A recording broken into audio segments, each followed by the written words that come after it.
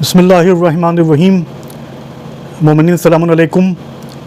मैंने कई वीडियोस बनाए हैं जो माजी के हमारे उलमा थे उनके बारे में कि जो नई नस्ल है उसको मालूम हो कि उनके उलमा जो गुज़र चुके हैं माजी में, पास्ट में, उनका क्या आला किरदार हुआ करता था, उनकी क्या इल्मी खिदमात हुआ करती थी और उनके अखलाक, रवादारी, नरम लहजा और शेरी ज़बान ये किस कदर लोगों को मुतासिर करती थी। आज मैं इसी कड़ी में एक वाक़या जो कल मैंने सुना है, यानी 12 अगस्त 2023 को प्रोफेसर अनीस अशफाक आब्दी साहब, जो किसी तारुफ़ के मोहताज नहीं है, उन्होंने मुझे बताया।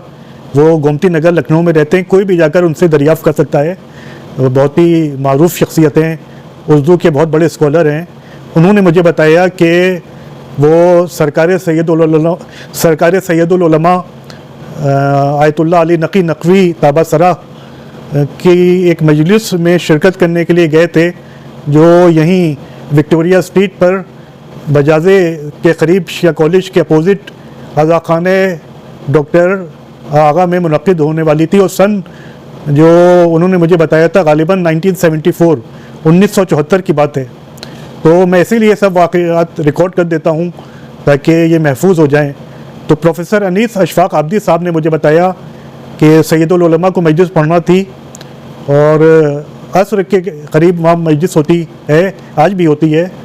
तो जब वो वहाँ पर तशरीफ़ ले गए सरकार सैयदुल उलमा, तो मुंतज़मीन ने उन्हें बताया कि आपकी मजलिस सुनने के लिए यूपी के गवर्नर मीर अकबर अली ख़ां तशरीफ़ ला रहे हैं, तो आप 1-2 मिनट इंतज़ार कर लीजिए।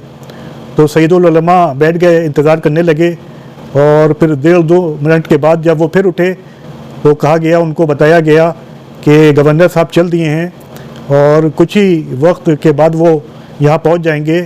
तो वो फिर बैठ गए और 1-1.5 मिनट के बाद वो उठे। तो फिर मुंतज़मीन ने उनसे कहा कि बस पहुँचने ही वाले हैं। तो प्रोफेसर अनीस अशफाक आब्दी साहब ने बताया कि सरकार सैयदुल उलमा ने फरमाया कि मैं तो इंतज़ार कर लूँगा, लेकिन सूरज किसी का इंतज़ार नहीं करता। सूरज किसी का इंतज़ार नहीं करता। अगर मैंने अब मजलिस शुरू नहीं की तो मेरी नमाज़ क़ज़ा हो जाएगी। ये कहकर वो मिंबर पर तशरीफ़ ले गए और एक बहुत ही इल्मी और मेयारी मजलिस जो हमेशा वो पढ़ते थे वो पढ़ी उन्होंने। और जब मजलिस ख़त्म होने के करीब थी तो उत्तर प्रदेश के गवर्नर साहब वहाँ पहुँचे और उनकी कुछ मिनट की मजलिस उन्होंने समाअत फरमाई। और जब सरकार सैयदुल उलमा नीचे उतरे तो प्रोफेसर अनीस अशफाक आब्दी साहब के ये अल्फाज थे कि यूपी के गवर्नर ने मीर अकबर अली ख़ां ने हाथ ऐसे जोड़कर सरकार सैयदुल उलमा से माफ़ी मांगी कि हुजूर मैं बहुत शर्मिंदा हूँ, मुझे कुछ मसरूफियात दरपेश आ गई थी, इसलिए मैं वक्त पर नहीं पहुँच सका। तो हमारे उलमा का ये किरदार होता था, वो किसी को खातिर में नहीं लाते थे और अपनी रवादारी को बरकरार रखते थे, अपनी आला ज़रफ़ी को बरकरार रखते थे, अपने उसूलों को बरकरार रखते थे और कभी अपनी इज़्ज़त नफ्स का सौदा नहीं करते थे। इसी तरीके से एक और वाक़या भी मेरे जहन में आ गया कि कराची में मेरे चचा थे कल्बे बाक़िर साहब मरहूम। उन्होंने ख़ुद मुझे बताया, वल्लाह उन्होंने ख़ुद मुझे बताया कि जब सैयदुल उलमा कराची तशरीफ़ ले गए थे तो उनके इल्म का डंका ज़ाहिर है कि पूरे बर सग़ीर में मच रहा था, सब उनसे आशना थे। तो सर्दी का ज़माना था और जनरल ज़ियाउल हक़ उनसे मिलने के लिए जिस मकाम पे, जिस घर में वो ठहरे थे वहाँ पर आए जनरल ज़ियाउल हक़। तो मेरे चचा कल्बे बाक़िर साहब मरहूम ने ये फरमाया था कि सर्दी का ज़माना था और सैयदुल उलमा लिहाफ ऐसे डाले हुए बिस्तर पे बैठे थे, वो उसी तरीके से बैठे रहे और जनरल ज़ियाउल हक़ आए, कुछ देर बैठे, कुछ मिनट बैठे और उनसे बातें करते रहे।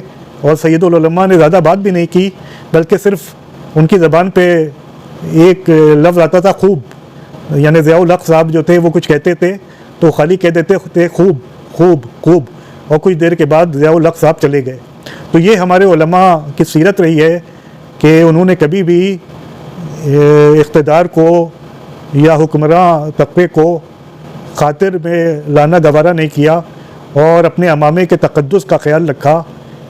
अल्लाह से दुआ है कि हमें ऐसे ही उलमा और नसीब कर दे कि जो ऐसे ही किरदार पे चलें और ऐसे ही आला दरफ़ी का मुज़ाहिरा करें कि जो माजी के उलमा किया करते थे, कि जिनकी वजह से हमारी कौम भी पूरी दुनिया में अपनी इज़्ज़त और तहज़ीब के लिए मशहूर थी और आज भी वो अपनी इज़्ज़त और तहज़ीब के लिए जानी जाती है। वालेकुम अस्सलाम व रहमतुल्लाहि व बरकातुहू।